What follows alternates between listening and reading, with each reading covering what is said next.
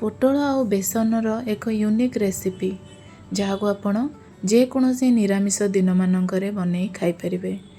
यह देखापी जमती सुंदर देखाऊँगी खाइबा सेहीपरि खूब टेस्टी। घरे थिबा मिनिमम मसला व्यवहार करी आमे ये तरकारी को तैयारी करि परिबा। तेबे चलंतु देखि नबा पोटल बेसन तरकारी बनैबार प्रस्तुति प्रणाली। नमस्कार, रिंकीज फूड कोर्ट को आपण मानकु बहुत बहुत स्वागत।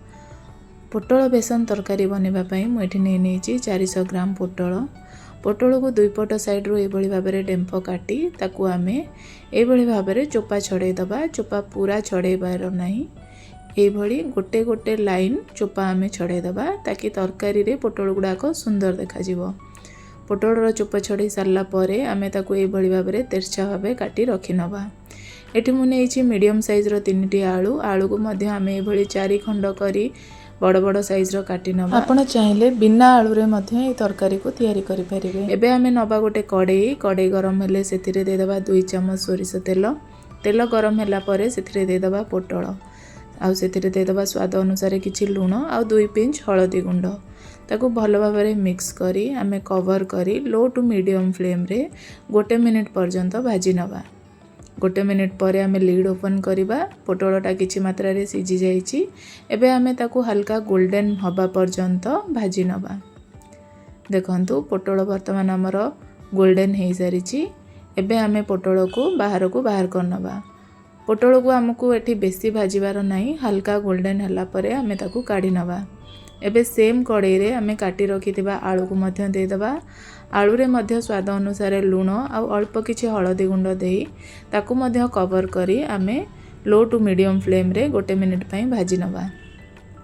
आलू भाजी हवा भितरे आमे हमर तरकारी पई मसला प्रिपेयर करनबा। एठी मु नेइछि 1 इंच अदा आउ 7 रु 8 पाकुडा रसुण। एठी नेइछि 1 मीडियम साइज रो पियाज, 1 चम्मच जीरा आउ 1.5 चम्मच धनिया मु एठी नै जाइछि। एबे आमे गरम मसला रे नबा 1 पीस दालचीनी, 2टी लवंग, 2 रु 3टी अलैच आउ 7-8टी गोलमरिच अल्प किछि पानी देई आमे गोटे पेस्ट तैयारी कर दबा। एबे हमर मसला पेस्ट रेडी हो जाइछि। एई समय भितरे हमर आलू मध्य गोल्डन हेई भाजी जाइछि। एबे आमे आलू गुडी को मध्य कड़ाई रु बाहर करि नबा। आलू आ पोटल भाजी सारला परे आमे वर्तमान जीवा नेक्स्ट प्रोसेस को। एठी मु गोटे बड़ बोल नै जाइछि। से बोल रे मु 1.5 कप बेसन नै जाइछि। सेते देइछि स्वाद अनुसार आधा चम्मच लूण, 1/4 चम्मच हळदी गुंड, आधा चम्मच काश्मीरी चिल्ली पाउडर, 1/4 चम्मच जुआनी आउ 1 चम्मच कसूरी मेथी।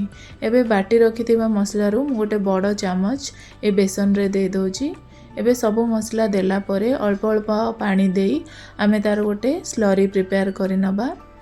अल्प अल्प पानी देई ताकू भल भाव में गोले नबा जेपरी बेसन रे कोनोसी प्रकार लम्प्स रहिबनी। एठी मु टोटल 1.5 कप बेसन पाई 2 कप पानी रो यूज करी बेसन रो स्लरी प्रिपेयर करिछि। गोटे व्हिस्कर यूज करी आमे बेसन रो स्लरी को भल भाव में फेंटी नबा जेपरी कि सेतरे कोनोसी भी लम्प्स रहिबनी। देखंतु हमर बेसन स्लरी रो कंसिस्टेंसी ए भली रहइबो, ना बेसी मोटा ना बेसी पतला। वर्तमान गोटे प्लेट नै आमे ताकू किछि ऑयल रे ग्रीस करि नबा। हमर बेसन रो जंतुणी प्रस्तुत हे गले आमे ए प्लेट रे ताकू रखिबा। एबे जो कड़ाई रे मु पोटल आ आलू को भाजिथिली से सेम कड़ाई रे नै जाइछि 1 चम्मच सोरिष तेल गरम होला परे सेथिरे दे देइछि 2 पिंच हेंगु आ तापरे सेथिरे प्रिपेयर कर रखिथिबा बेसन स्लरी को मध्य दे देइछि। ए समय रे गैस रो फ्लेम को लो रखिबा आ लो फ्लेम रे ही बेसन रो स्लरी को आमे कंटीन्यूअसली गोळे गोळे ताकू कुक करि नबा। हमर बेसन कुक हवा पई टोटल 4 रु 5 मिनिट समय लागिवो। एकदम लो फ्लेम रे आमे बेसन को कुक करिबा। देखंतु बेसन कुक हे गले धीरे धीरे ए भली भाबरे थिक हवा को लागिवो आ बेसन रो कलर मध्य चेंज हवा को लागिवो। एतिकी ही आमे बेसन को कुक करिबा, आठरु बेसी बहलिया करिबानी। एबे आमे ए बेसन को जो ऑयल ग्रीस करि रखिथिले आमे प्लेट ता ऊपर को काढी दबा आ ताकू ठंडा हवा पई दबा। देखंतु बेसन को आमे स्पैचुला सहायता रे ए भली भाबरे खेळेई नबा। आमे बेसन रो जंतुणी रो थिकनेस टाकू 1/2 सेंटीमीटर रु 1 सेंटीमीटर पाखापाखि रखिबा। ताठारु अधिक मोटा करिवेनी, काइना अधिक मोटा करदेले सेटा खाइबा पई भलो लागिबनी। सेथि पई स्पाचुला रे टिके ऑयल ग्रीस करी आमे ताको एभली भाबरे दाबी दाबी ताको फ्लैट करी नबा ता सरफेस इवेन कर नबा। आपण चाहिले कोनोसी ग्लास किंबा गिना पछपटे टिके ऑयल ग्रीस करी एभली भाबरे ताको दाबी दाबी सब आड़ समान कर देबे। एबे हमर बेसन जंतुणी रेडी हो जाईची। वर्तमान आमे आकु ठंडा हवा पई छाडी दबा। एबे जिबा नेक्स्ट प्रोसेस को मटिके गोटे कड़े गरम करी सेतिरे 2 चम्मच सोरिष तेल दे देईची। आ एठी दे देईची आधा चम्मच जीरा, गोटे छोट खंडे दालचीनी आ गोटे बड़ अळैच। जीरा फुटी सारा पर आम से दबा गोटे चम्मच काश्मीरी चिल्ली पाउडर और हाफ चम्मच हलदी गुंड। ये समय फ्लेम को लो रखा आउे से बाटी रखि मसला को देदबा। एबे आम मसला को किसी समय कषि नबा। ग्राइंडर जार टिके मसला जो लगी रही है मुझे अल्प किसी पानी दे मसला दे देइछि। एबे आम मसला को लो टू मीडियम फ्लेम रे भल भाव कषि नबा। यही समय आम मसला देदबा राग पाई लंका गुंड, स्वाद अनुसार लुण, गोटे तेजपत्र आठी आधा चम्मच चीनी ऐड करी। चीनी ऐड करने फल तरकारी टेस्ट बहुत एनहांस होता है और तरकारी खारापन भी पड़े जाए। तो आपण चाहिए चीनी दे पारती कि स्किप करें किंतु अल्प किसी चीनी देले तरकारी टेस्ट भल आसता है। मुझे गोटे मीडियम साइज टमाटो नहीं तार प्यूरी कर टमाटो प्यूरी को जो आम मसला कषुचे से देदबा। टमाटो प्यूरी देला परे ताकू मध्य मसला सहित 1 ରୁ 2 मिनिट पर्यंत भल भाव कषि नबा। मसला कषिबा समय आम गैस रो फ्लेम को लो टू मीडियम रे रखिबा।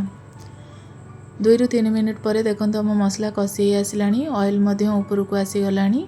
यही समय आम मसला रे आउ किछि गुंड मसला ऐड करिबा। मु एठी गोटे चम्मच करी पाउडर देइछि। करी पाउडर दबा बिल्कुल ऑप्शनल अछि, आपण चाहिले देई पारंती बा न देई पारंती। एबे आमे ऐड करिदबा भाजी रखिथिबा पोटଳ आउ आलू को। पोटଳ आलू को मध्य मसला सहित आमे किछि समय पर्यंत कषि नबा।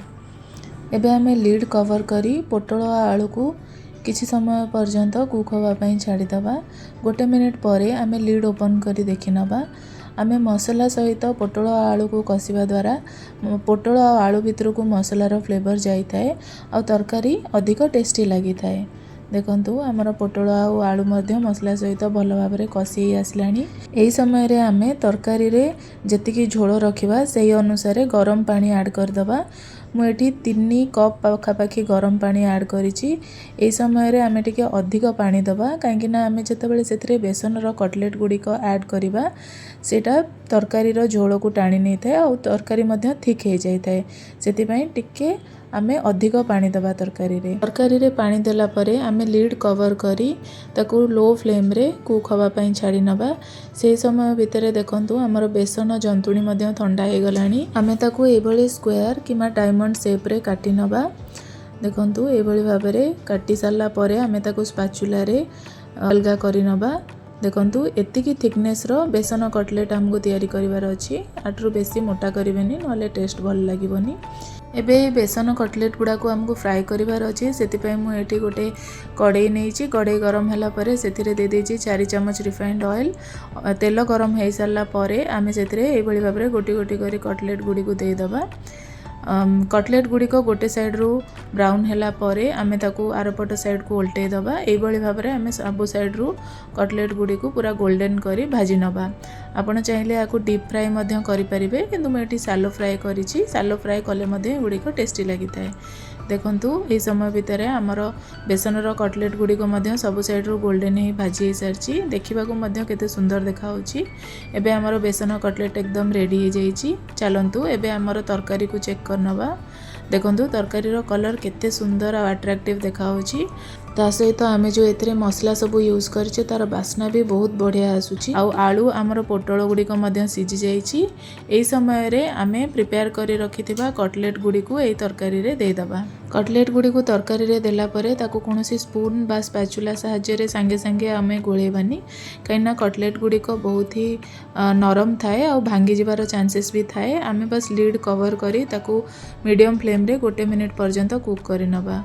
1 मिनिट पर देखंतु तरकारी केते अट्रैक्टिव आउ सुंदर देखा होछि।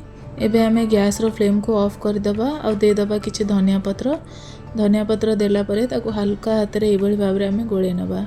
देखंतु आमर पोटल बेसन तरकारी केते सुंदर देखा यही तरकारी को आपण गोटे थर घरे निश्चिंत ट्राए कर भात रुटी परोटा कौन सी थी भी तरकारी खाइले बहुत ही स्वादिष्ट लगी थाए। तो आपण थरे मो स्टाइल रे तरकारी को निश्चिंत ट्राए करंतु आ आपणकर फीडबैक मते कमेंट माध्यम रे जणांतु। जदि मोर ये रेसिपी आपन को पसंद आए तेबे वीडियोटी को लाइक करदेवे शेयर करदेवे आ जदि चैनल नुआ थिबे एई भली आउरी नुआ नुआ रेसिपीज देखिबा पई चैनल को सब्सक्राइब करदेवे।